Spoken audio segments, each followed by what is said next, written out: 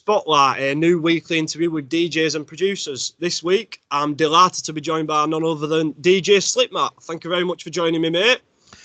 My pleasure, Matty. So you've had 30 years in the industry now. What was it that first inspired you to become a DJ? I mean, I've had 30 years, as you said, in the industry, but I mean, I've been DJing and into music, obviously, for a lot longer, probably about 50 years, actually. I started playing records when I was 18 months old. Yep. Wow. Yeah, so not mixing at 18 months, but I was playing records. But, you know, and I DJ'd at my school party when I was 10, so that would have been probably just into 1977. Way before you were born. And then other school parties, and then, you know, all sorts of different bits and pieces like that. And then, yeah, I think I was doing the odd sort of pub gig or, you know, sort of youth club sort of gig and stuff early on. And then we did and me and Lime did an event at the Epping Forest Country Club, which is a very well known place in Essex. Yeah. That must have been about 87 or 88, I think. And then my first gig was Rain Dance in 1989. So that's when in fact I did a club gig in London in 88 alongside Matt Black from Cold Cut, which was a bit of a claim to fame at the time. Yeah, my first sort of thing was my first official rave gig, I always say, is Rain Dance, September 1989. And how many people were there, if you don't mind? Do you know? I don't know, because I didn't count them on the way in, but I reckon probably about 1,500. I reckon. Wow, well, that must have been incredible. So you talked about when you were younger. So your first actual gig, would you say when you was actually in school? So I took my dad's record player to school. Yeah. When I was 10, it was at the end of the juniors. For I think might have been a Christmas party. I can't remember now. It's such a long time ago. But yeah, so that's how into it I was. Yeah. I actually took my own record player into school, which was like, no one would ever do that back in the 70s. You know what I mean? It's just a stereo record player, plugged it into the school amplifier, and then took a pile of records as well, and then DJ'd to the kids. Brilliant. Do you have a worst gig that you played? Is there one that stands out that you just went, that I don't want to think about that ever again? Yeah, quite a few actually. I've tried to forget them though. No, yeah, I mean, you know, look, when you've done as many gigs as I've done, there's always going to be a few shit ones. Yeah.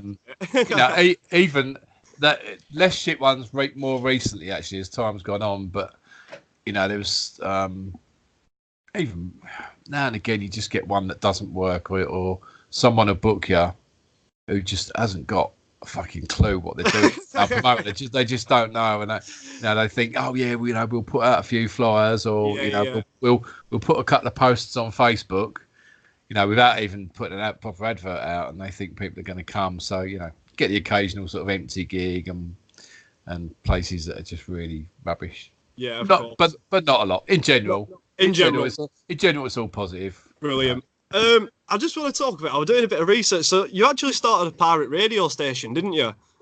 I did, yeah. Me, Lime, myself, Lime, Freestyle, DJR, Cruise, and Mash. And then another mate of mine, PHP, Pot-Headed Pixie. So how long did that go on for? So we started that in either late 88 or early 89. Might have been early 89, I think. And basically we were all working. There were 6 of us, 6 main sort of mates, and we were all working at the time, all sort of doing okay, you know, just obviously only in their teens or early 20s, but we were just totally into the rave thing. Me and Lime were obviously have been DJing for a while, and we were well into it. Sort of some quite good, you know, quite big record collections as well, and the others used to just want to DJ as a bit of a hobby. So Freestyle and DJR, they were working for Tower Hamlets Borough in London, doing locksmith work and sort of engineering work. So they knew where all the squad was. That's brilliant. Yeah, I'm not going to say their real names in case they get nicked. Yeah. No, I mean, were there other people doing that at the time, or were you kind of the only ones? No. In London there were tons of people doing it. There were tons of them. Oh, we certainly weren't. We ever busted? Yeah. So we broke. So we broke into this flat on the 18th floor, a place called Deverill Point on the Hackney Marshes, and we done it all out we had all leg cartons everywhere and all that.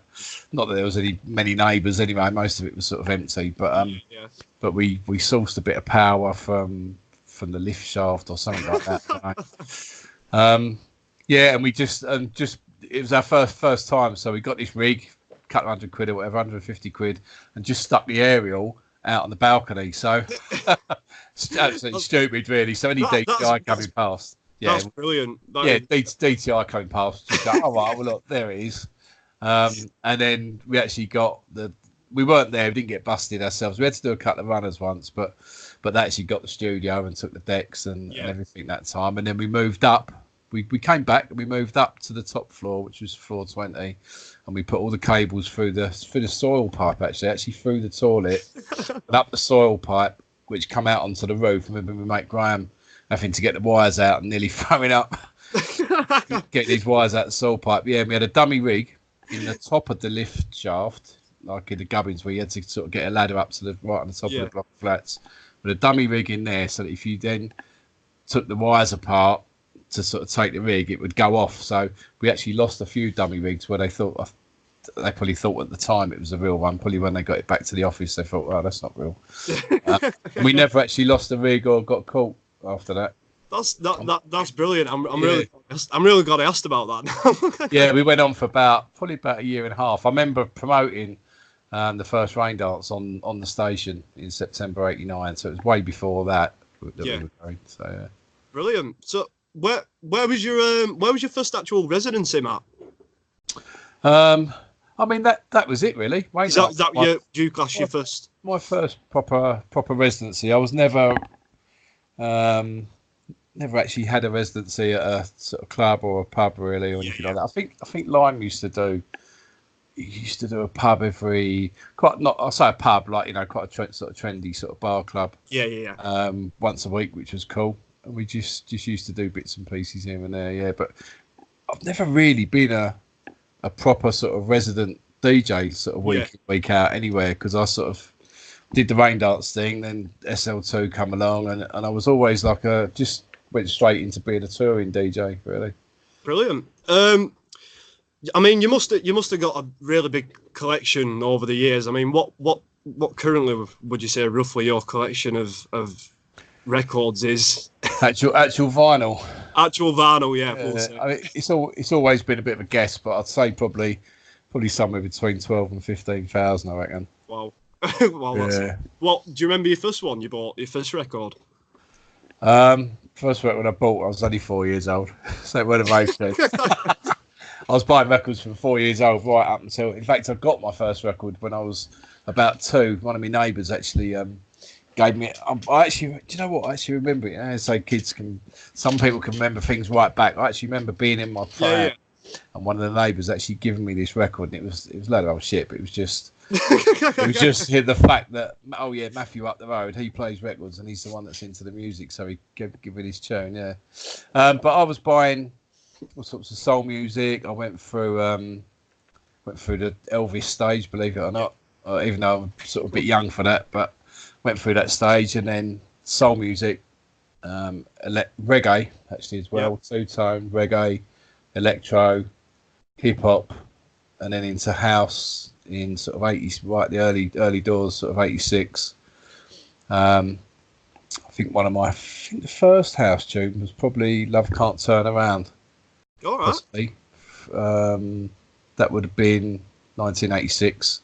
I remember buying Jackie Body on import before it charted.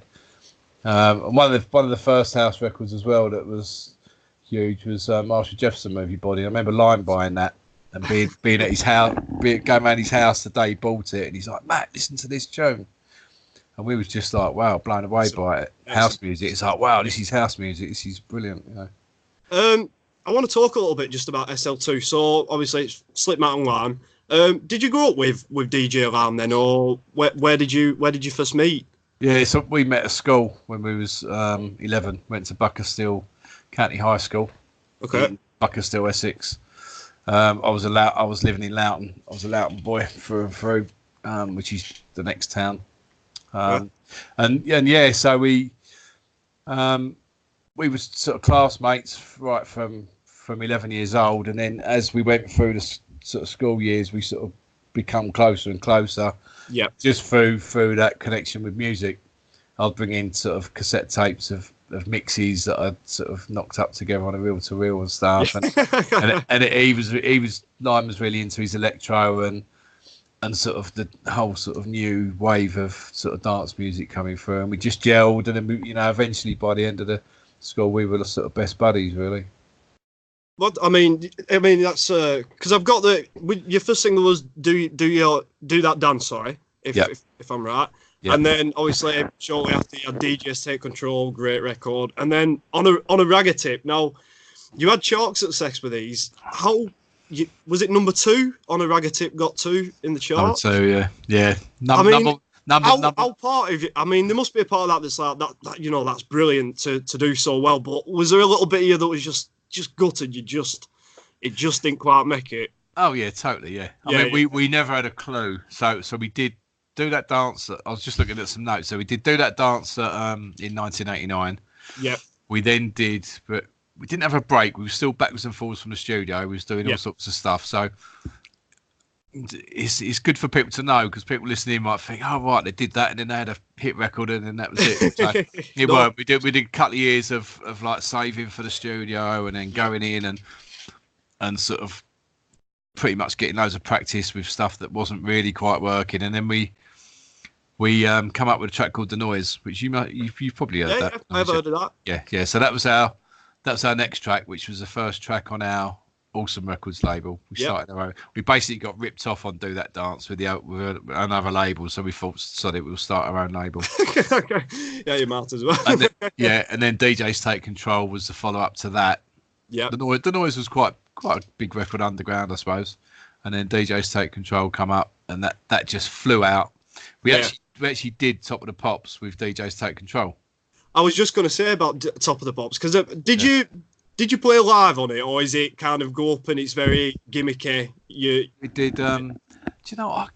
We did Top of the Pops 3 times. Did it once with DJs Take Control and twice with On a Ragga Tip. But I do remember one of the times, it might have been with On a Ragga Tip, Top of the Pops went through, or the BBC went through this phase of something had to be live. So I actually did some live scratching. We had decks set up. Right. So there was some live scratching on it.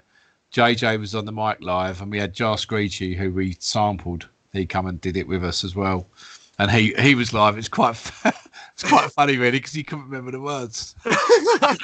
That's not great, is it? It's not so much he couldn't remember the words, but he couldn't remember where it came in, and because obviously it was our version. So yeah, of course. So that was quite funny, yeah. And then I think John was tapping a few live keys on the keyboard. Brilliant. But yeah, so we did DJs Take Control. That we did. We got to number 11 with that, actually. And then Ragga Tip come in. Ragga Tip wasn't meant to be the A side. It was meant to be the flip side, actually, as well. We did. Wham of Brain was the flip side of DJs Take Control. Mm. So Ragga Tip was sort of the follow up to that, being sort of reggae influenced. And but we listened to the whole EP and thought, no, do you know what? Let's go with Ragga Tip. It just sort of stood out. It was very different, really, at the time. It doesn't sound it now because it's so old, but at the time it was quite different. Yeah, of course, I bet. And we went. I think we went straight in at. I can't remember exactly. I think it was like number 8 or something, and then to number 3, then to number 2, and then we were actually over in LA doing a show in LA. Me, Lion, JJ, and the 2 girl dancers, and it was. I think it must have been the Wednesday, and in the music industry on the Wednesday you get a midweek chart, the first midweek chart, to see how you're getting on through the week. And we were actually number 1. We had the record company phone us And I remember being in a hotel, and I think it was in a Holiday Inn in Hollywood or something, and we got the call saying, "Yep, you're number one." It was like, "Fuck no!" It's like mental, absolutely mental. From just being council state, never even dreaming of having a tune out. We always wanted to be a DJ, but never thought of being a sort of a pop star, if you like, really. Although we weren't really pop music, but it was popular. Yeah, of course. So then, we was number one, and then by the Thursday, we'd gone back to number two, and there's a tune called KWS, Please Don't Go. Oh yeah. Yeah, and they nipped in there, and then they kept the number one spot for weeks and weeks, I think. Oh, so yeah. Oh, that must have been so gutty, like, obviously, because it did so well. I mean, it's a fantastic record, and then for it to just yeah, so close, but it's like they say in it, winning a race, you can be milliseconds behind, in your second place. It's actually in reality, it's miles away. Because that number one is just so prestigious. But that was still great, and we actually got number one on the network chart, which was things like Capital Radio and the commercial stations. So number one in the dance chart. Nice, brilliant. It's not all about things like that, anyway. No, of course. What would you say that's your biggest achievement then, or what would you say is your biggest achievement? I think so. Yeah, I think you think that is. That's just so sort of out there. Yeah, it's got to be. Yeah, actually get from being an avid watcher of Top of the Pops and all that through growing and doing up a pirate radio station. Yeah. And but then to actually be on there, we were in a dressing room and we met Kylie Minogue and we met all these different people, and it's just like, wow, what's going on? Brilliant. I just want to talk to you a bit about technology as well, because obviously, especially in the past decade or so, we've moved on so much. Have you embraced the change? Do you not like it? What's your opinion on it? I have embraced it. I don't do loads of production like I used to. I still enjoy it, but I don't. Yeah. I don't really get enough time, or don't get as much time as I'd like to do as much production. Yeah. But no, I've totally embraced it. Yeah, I mean, I've still got my own studio here. I'm just not particularly up to date with the latest sort of technology and stuff. I think for me to be really on top of that game, you've got to spend a lot of time in it. And I've got that. I'm sort of more into the business side of things. I'm still still the creative, but more into the DJing and the business side of things. Course. I think these days. Do you prefer mixing on vinyl then, or CDJs? It's always nice to go back to vinyl.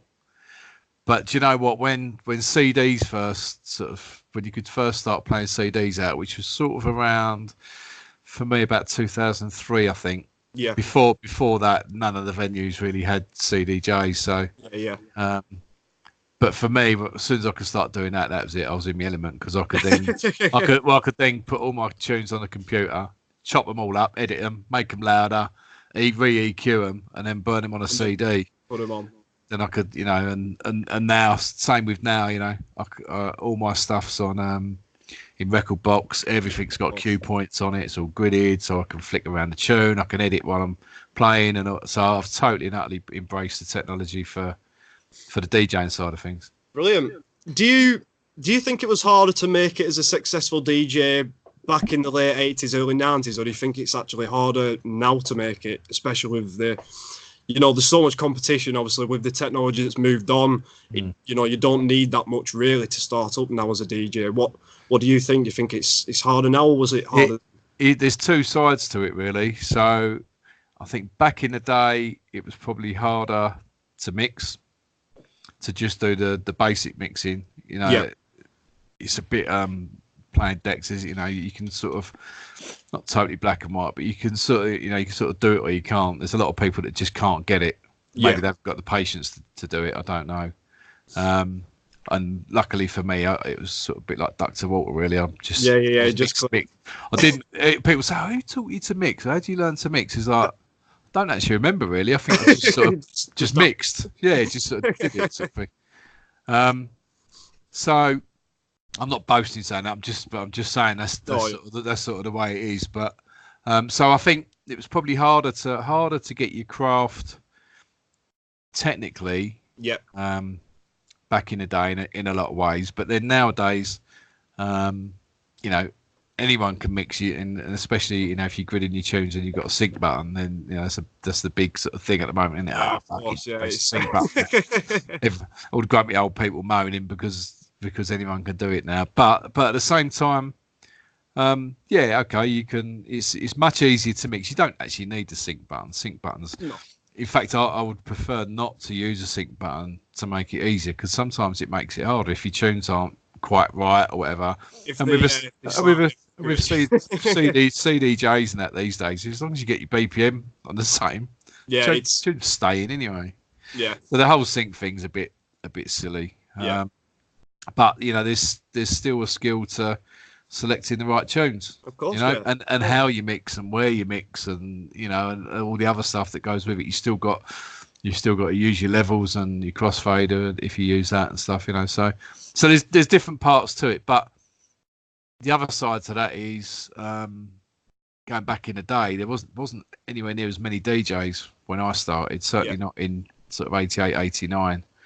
Whereas now, you know, there's tons. I mean, and I'm not surprised when you've got certain, you know, the very, very sort of top DJs going out for, you know, $1 million a night. Yeah, of course. In Vegas and stuff. That's going to prompt a lot of people to go, well, I want to be a DJ. So, you know, it is. On top of all the sort of limelight that you get, and, you know, all the perks, the $1 million thing is just it's mental, isn't it? It's crazy money, mate. Crazy money. I want to talk to you a little bit about promoters, because obviously, once of a day, obviously, you had your promoters were your promoters, I presume, and your DJs were your DJs. Now, obviously, it's kind of this thing, you know, if you're a DJ now, you have to sell so many tickets. You know, I've seen stories where DJs have been refused to play at places because they haven't sold enough tickets or they haven't done enough to promote it. What do you think of that? Is that just a downside of how we're progressing now? I could let you into a secret. It's not really much different to what it was years ago. Is it not? No, because it was always, oh right, yep, let's book them because they've got a good following or whatever. Yeah. So I don't ever remember. I mean, I've never really been a full-on promoter really, and certainly not in the early days. But but my brother was, and so I always used to sort of hear him saying, "Oh right, yep, we'll use them because they've got a good following. We use them because they've got a good following." They always take a lot of people with them, but never to the point where it was like, "Oh right, we're not paying you because you didn't bring anyone or anything like that." I don't know. Yeah. But I don't think it's changed. I don't think it's changed much. Really, on that side of things, and actually, if why would a promoter want to, if you got two DJs that are pretty much as good as each other, why would you not pick the one that's going to bring 50 people? I suppose, when you put it like do your tickets, so it's true. Yeah, in fact, you know, people can moan about it, but if you're not thingies with life in general, really, but especially in business, it's all about bringing value. Yeah, of course. So if you've got a group of people that are following you around, or you're really good on your social media and stuff, you know, and you're helping promote, that's bringing more value to the party. Of course, mate. So what would you say it takes to be successful as a DJ in 2019 to make a career out of it? What I just said is you've got to make sure that you're bringing value to the party. So, but that, you know, that's in all sorts of different ways. So, luckily for me, I haven't had to get started in 2019. So it does make a big difference because I've built up a big following over a long period of time.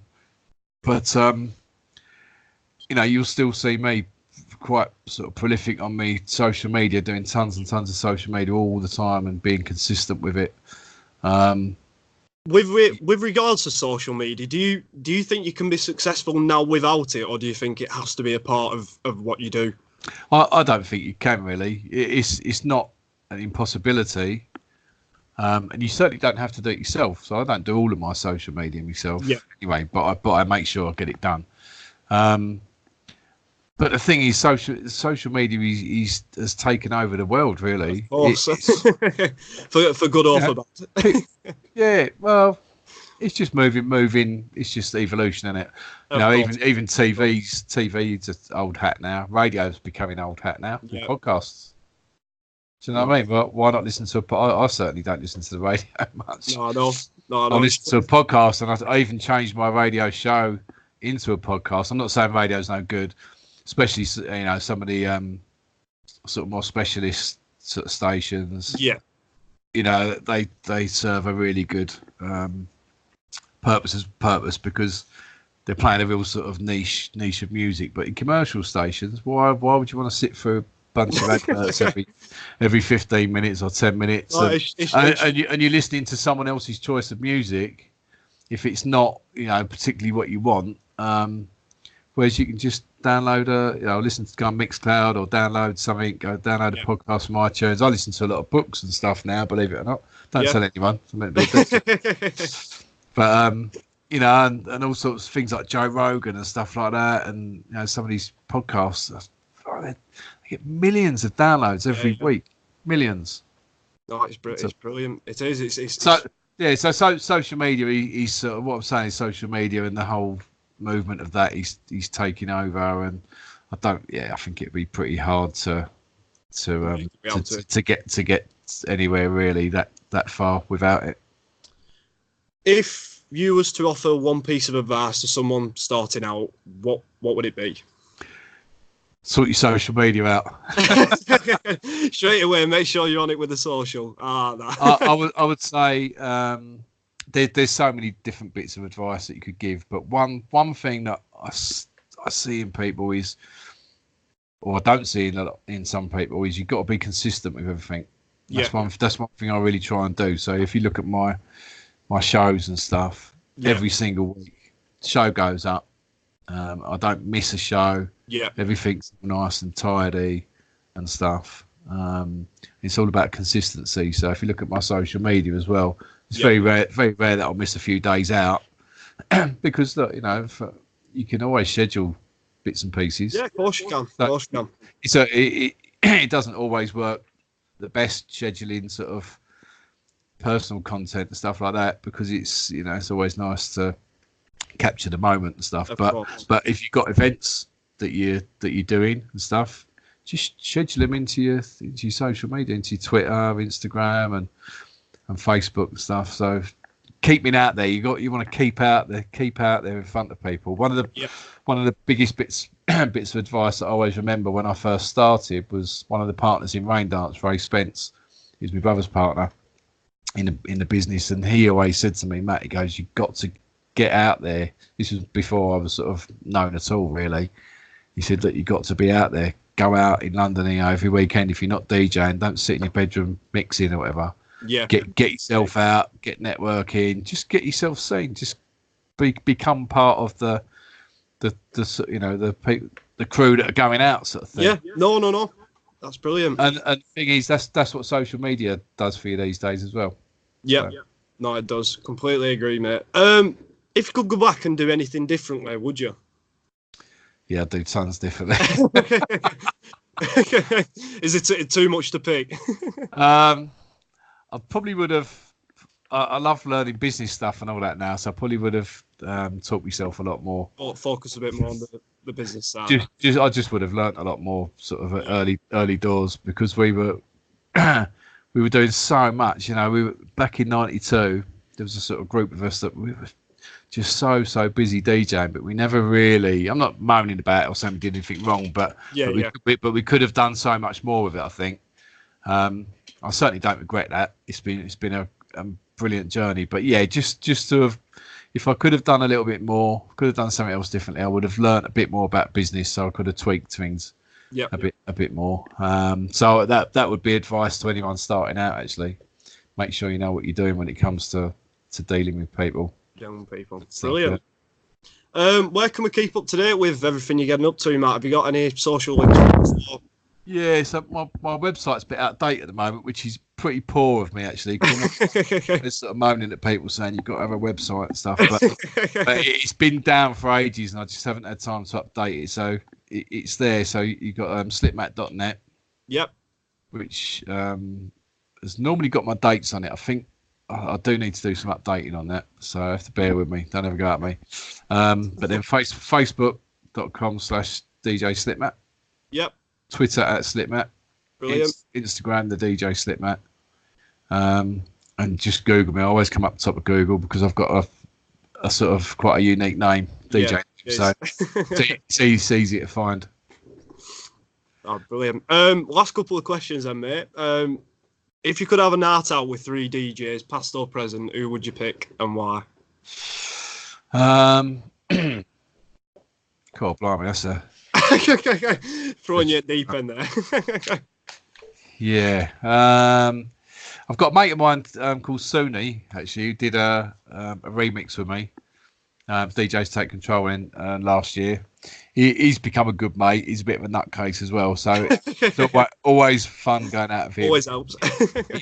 He's quite a bit younger than me, but he was banging to the sort of hardcore stuff, and he's doing like tech house stuff now, which is cool. So soon he could be a good one for a laugh. I think I'd have to take Lime out of me. Yeah, me best buddy, but he's a fucking nutcase. Let's get going. He's calmed down a bit, but some of the laughs we've had. And then probably I'd have to pick someone who can probably someone like Carl Cox actually. Carl Cox. Carl Cox is a lovely fellow. I don't get to see him these days, but we used to be. Well, I'm not saying we're not mates now, but we used to be sort of quite good mates. We used to go around his house and stuff, and he's a lovely fella. But I think if we took Carl Cox out of us, we'd probably get full on VIP treatment everywhere. I think you might do that. Yeah, so it'd be quite handy, I think, for the partying. Like I say, he's a lovely fella as well. So, brilliant. Last question then, mate. Ibiza or London? Well, without an Ibiza. In a couple of weeks, actually, you're with us as well. So it's got to be both. I don't know. We don't know. London's sort of although I live in Essex, I'm sort of on the border. London's my hometown, really. Yeah. It's a bit of both. I always say Ibiza's home from home. Yeah. For me, so I pop out there quite a bit. I've got mates that live there, so I just get a flight sometimes and go for a few days and stuff. So it is literally sort of a bit of a second home for me. So at the moment, everything's all about Ibiza because we're going over there. So I'm going to say Ibiza. Of course. Brilliant. No, thank you very much for joining me again, mate. If anyone's watching, please check out Artist Spotlight at mattyrobo.co.uk. Check out the Facebook, Twitter at DJ Matty Robo. Thanks again for joining us, Matt, and I'll speak to you soon, mate. See you soon. Cheers, mate. Thank you. Bye-bye.